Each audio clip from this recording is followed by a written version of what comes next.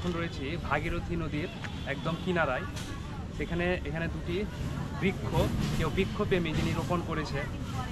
আমাদের বৃক্ষরোপণ যেমন প্রকৃতি রক্ষা করার জন্য বৃক্ষরোপণ করতে হয়, এই প্রাকৃতিক ভারসাম্য বজায় রাখার জন্য, প্রকৃতিকে রক্ষা করার জন্য, তেমনই যেমন এটি গঙ্গা নদী, ভাগীরথী নদী। এই ভাগীরথী নদীর ধারে অনেক জায়গা রয়েছে যেখানে অনেক গ্রাম তলিয়ে যায়।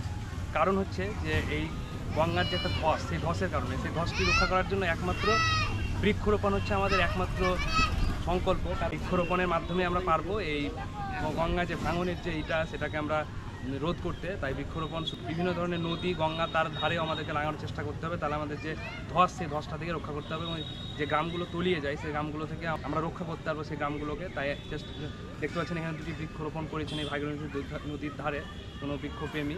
তাই আমি সেটা দেখানোর চেষ্টা করছি। দেখতে পাচ্ছেন এই দুটি বৃক্ষ তারা রোপণ করেছে।